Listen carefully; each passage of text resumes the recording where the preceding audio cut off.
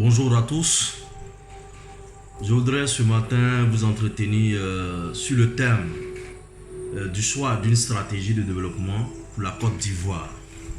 Oui, si nous voulons véritablement que notre nation accède, disons, à ce qu'on appelle au développement durable surtout, il faut établir, il faut monter une stratégie, en tout cas qui convient. Voilà, parce que le développement ne procède pas du hasard. Le développement procède d'une vision claire, d'une vision réaliste, d'une vision soutenue, d'une vision participative. Voilà, donc ce matin, je voudrais dire d'abord que gouverner, c'est prévoir. Comme le dit l'écrivain Émile de Girardin. Et alors, si gouverner, c'est prévoir, ne rien prévoir, c'est courir donc à sa perte. Et il est important de le savoir. C'est pourquoi, aujourd'hui, les entreprises et les États, pour bien gérer, doivent toujours prévoir. Et prévoir, c'est définir une stratégie de développement durable, équilibrée et globale, qui pourrait nous porter vers un développement sûr, d'un développement continu, mais surtout d'un développement périn, d'un développement durable. Prenons le cas du pays, la Côte d'Ivoire. Si nous voulons suggérer une stratégie de développement, alors il va falloir prendre en compte certains contextes, et notamment le contexte de l'environnement mondial dans lequel nous vivons, parce que la Côte d'Ivoire n'est pas dans un oasis, la Côte d'Ivoire n'est pas dans un lieu seul, la Côte d'Ivoire est dans un écosystème mondial. La Côte d'Ivoire fait partie aujourd'hui de ce qu'on appelle la mondialisation. Alors, établir une stratégie de développement durable, c'est prendre en compte l'environnement mondial dans lequel nous vivons.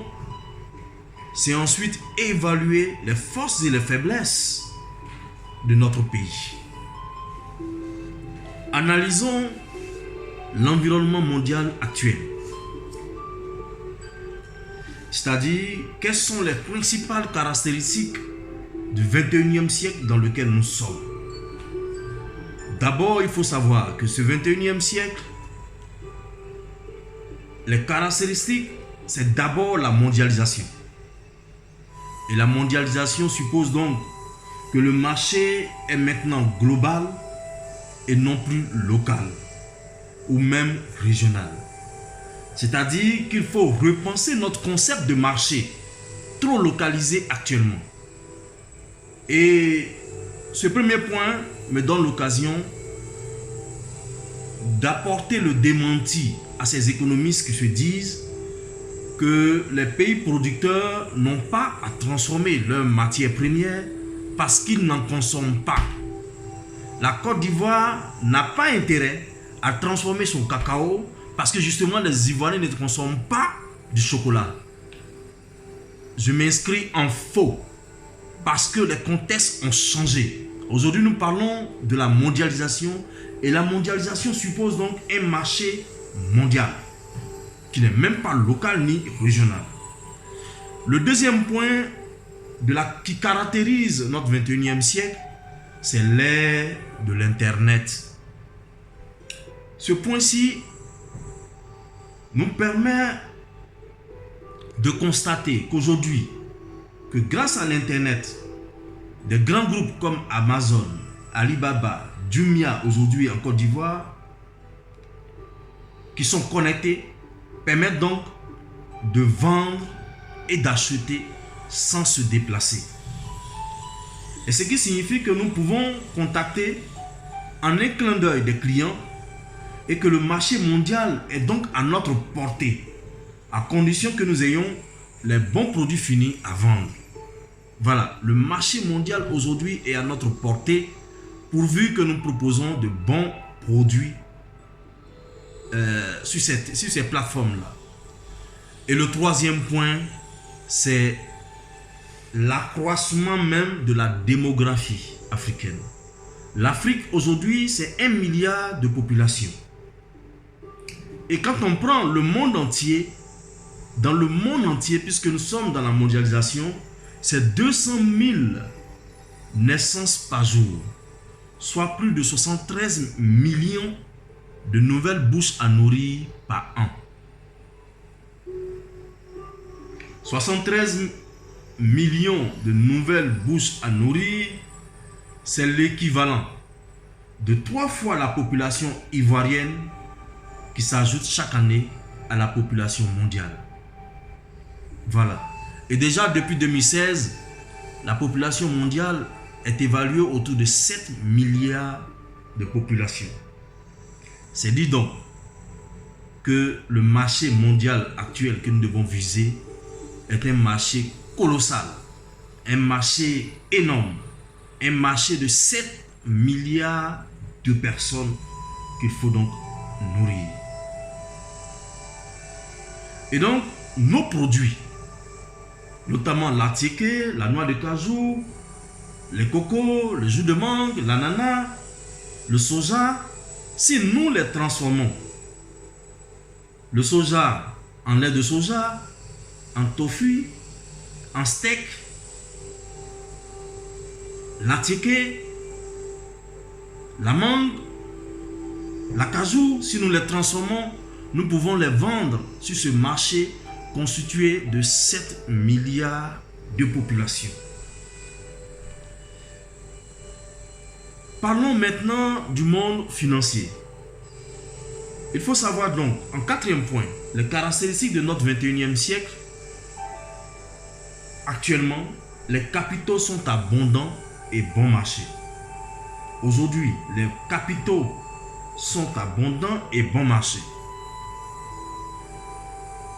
En effet, la crise économique mondiale depuis 2008 et 2009 oblige les banques centrales des États-Unis et de l'Union européenne et même du Japon à lancer une politique monétaire qui est non conventionnelle, qui est dénommée quantitative easing.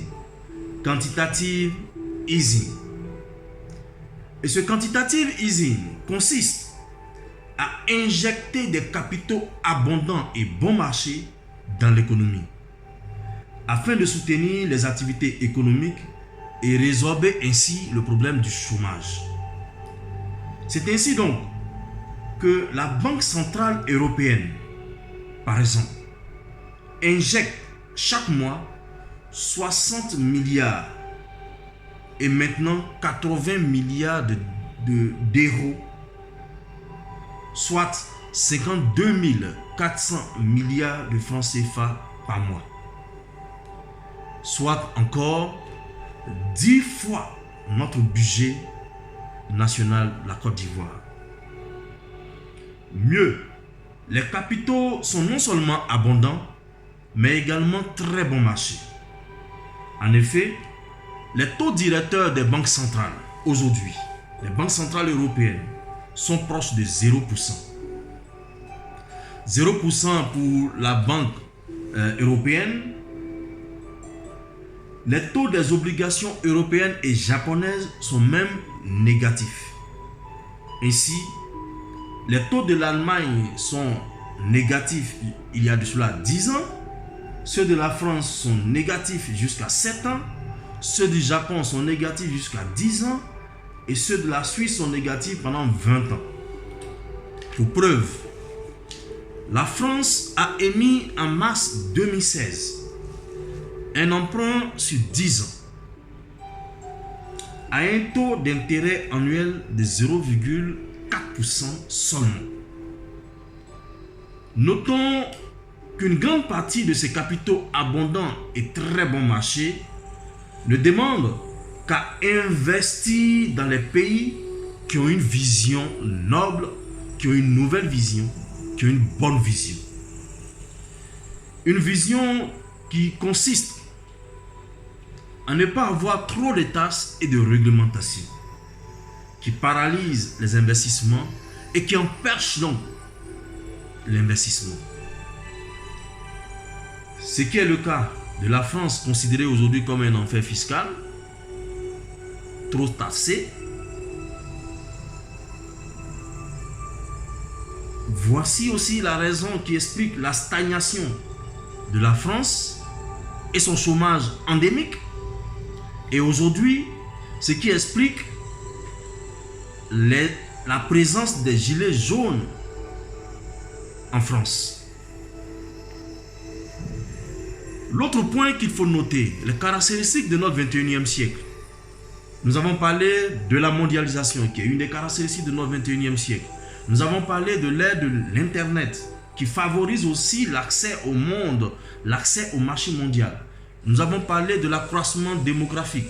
Nous avons dit que notre monde enregistre 200 000 naissances par jour, ce qui suppose que nous avons 73 millions de bouches à nourrir chaque année. Nouvelles bouches à nourrir chaque année.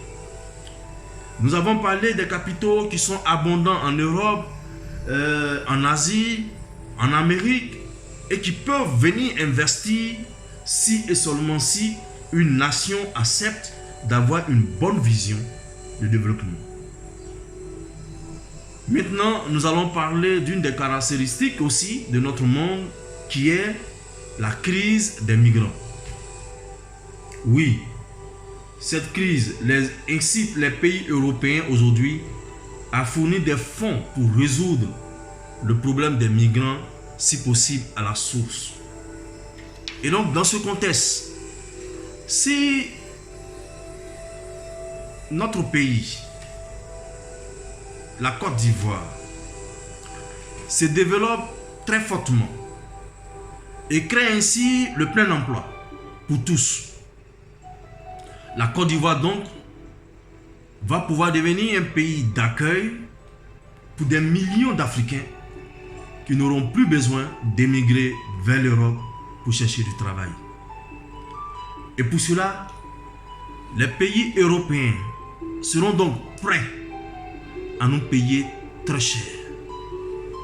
Pour preuve, l'Union européenne a donné 6 milliards d'euros, c'est-à-dire 4 000 milliards de francs CFA à la Turquie pour qu'elle bloque les migrants à ses frontières, tout en sachant que cet accord n'est qu'un pis-aller et que la vraie solution à la crise migratoire se trouve à la source, ou du moins dans un pays d'accueil africain qui, par ses performances économiques, va créer des dizaines de millions d'emplois, non seulement pour sa propre population, mais également pour les migrants étrangers. Ce qui était le cas de la Côte d'Ivoire sous Houphouët-Boigny, souvenons-nous. Et donc, pour cette vraie solution que la Côte d'Ivoire pourrait apporter au monde entier, l'Union européenne et d'autres pays d'ailleurs seront vraiment prêts à nous aider financièrement, économiquement, si nous adoptons une bonne vision. D'ailleurs, ce n'est pas les atouts qui manquent à la Côte d'Ivoire. Alors, parlons même de ces atouts. Les atouts de la Côte d'Ivoire. D'abord, parlons des ressources naturelles qui sont si abondantes en Côte d'Ivoire. La Côte d'Ivoire, il faut le redire, est une terre bénie de Dieu. Outre les énormes ressources, la Côte d'Ivoire ne connaît aucune calamité naturelle, ni tremblement de terre, ni volcan, ni tsunami, comme ce qui se passe ailleurs. Ensuite, la main-d'œuvre est abondante et jeune. En effet, 60% de la population ivoirienne a moins de 30 ans. Enfin, la situation même de notre nation, la Côte d'Ivoire, est très stratégique en Afrique. La Côte d'Ivoire est située à mi-chemin entre l'Afrique du Nord et l'Afrique du Sud. Et elle possède deux grands ports qui lui permettent d'acheminer directement ses produits finis dans le monde entier et devenir ainsi un hub commercial pour les pays africains environnants. C'est la porte d'entrée de l'Afrique. Alors, on pourrait dire de façon synthétique, investir en Côte d'Ivoire, c'est investir l'Afrique.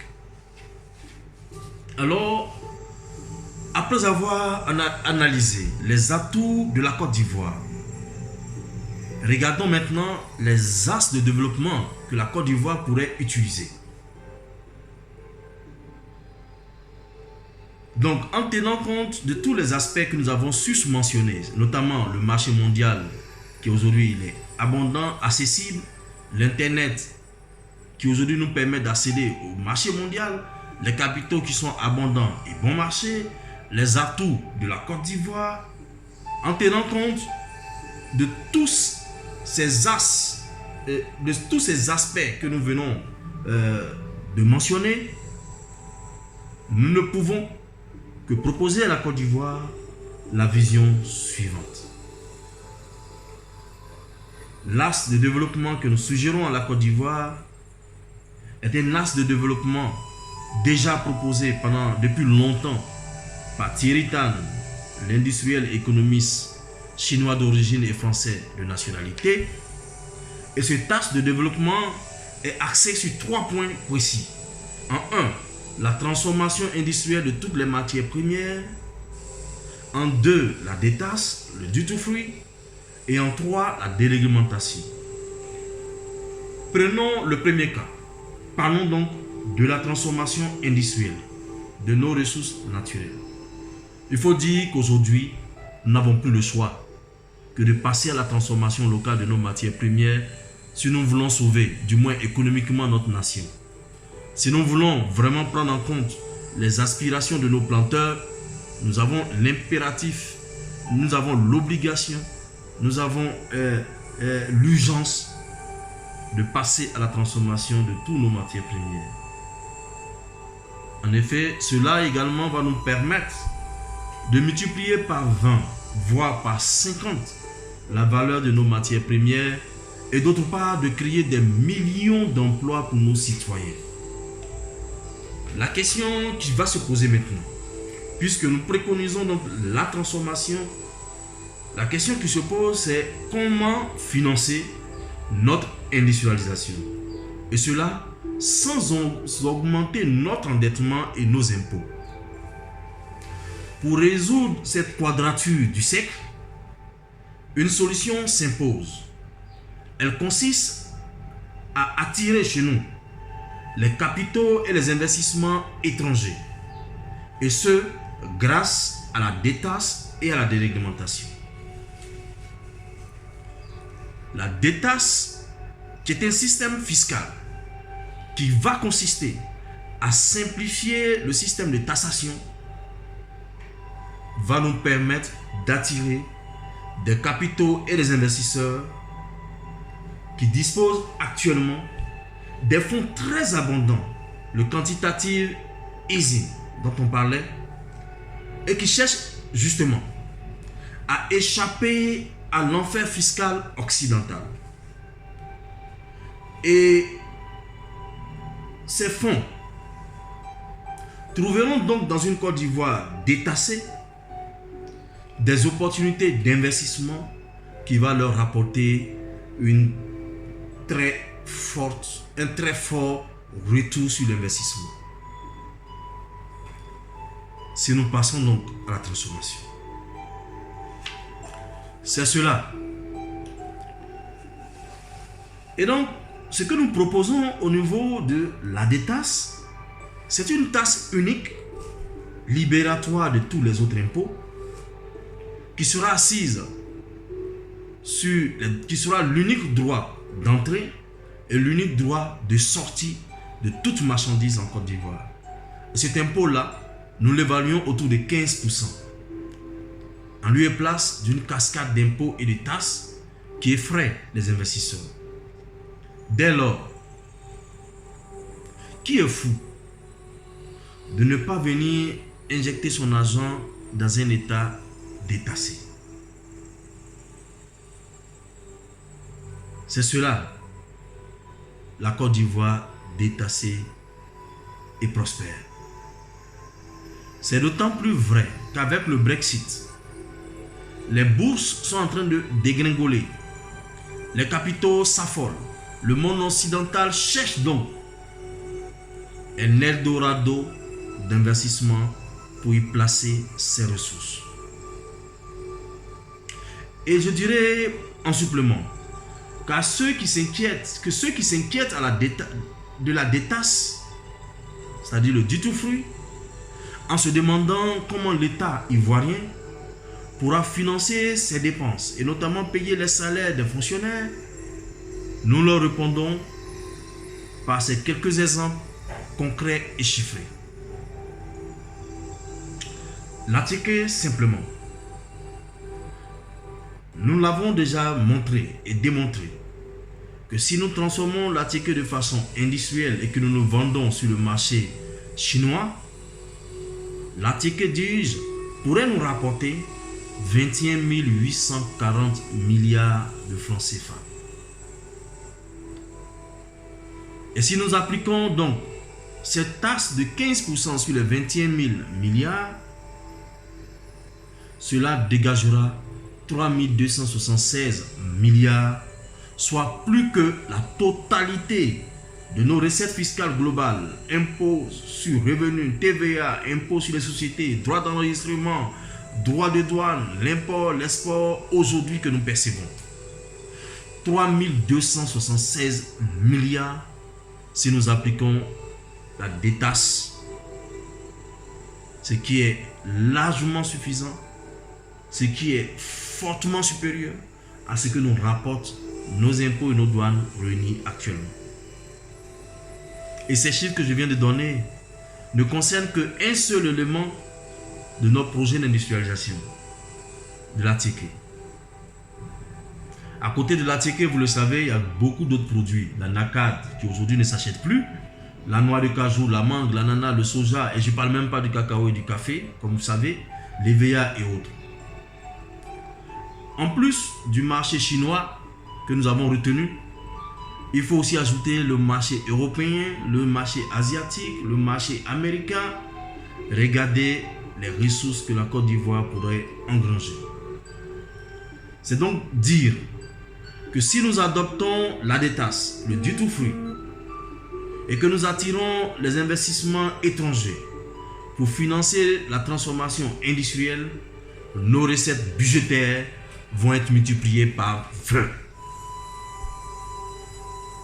Prenons l'exemple de Dubaï, Hong Kong, Qatar, qui sont tous duty-free. Ils en font même leur symbole, puisqu'ils accolent le duty-free à leur pays. On dit par exemple Dubaï duty-free, Qatar duty-free, Hong Kong duty-free. C'est-à-dire que ces pays savent parfaitement que le duty-free est une référence qui leur attire d'énormes capitaux pour financer leur très fort développement économique et financier. C'est cela leur miracle économique. En outre, n'oublions pas que nous sommes au 21e siècle où les services apparemment gratuits sont parfois très rentables. Ainsi, Google, qui est gratuit pour les internautes, est pourtant très rentable grâce à la petite pub qui apparaît sur le côté. Pour preuve, depuis le 2 février 2016, Google, avec ses 545 milliards de dollars, est la première capitalisation boursière au monde. Ainsi, Google pèse 45 fois Peugeot Citroën. Google pèse donc 200 fois Air France. C'est-à-dire que le gratuit est parfois très payant. Il en est de même. Le duty-free qui a l'air gratuit, mais qui va nous rapporter suffisamment de devises, suffisamment de budget. A contrario, les pays africains qui créent chaque jour de nouveaux impôts et taxes au point d'être classés par Doing Business parmi les derniers et surtout les plus tassés ne perçoivent que des minimes en termes de recettes fiscales. Et l'exemple est là pour nous montrer que les impôts et taxes et la douane en Côte d'Ivoire ne représentent que 15,6% de notre PIB, malgré toute la pression et l'assiette si élargie de nos taxes et impôts. Vous dites donc, trop d'impôts tue l'impôt. Or, avec la taxe simplifiée, de 15% en entrée et de 15% à la sortie, la Côte d'Ivoire pourra être sûre de percevoir donc 15% correct de son PIB. Mais je ne vous parle plus du PIB actuel, mais je vous parle d'un PIB multiplié par 20, voire par 50.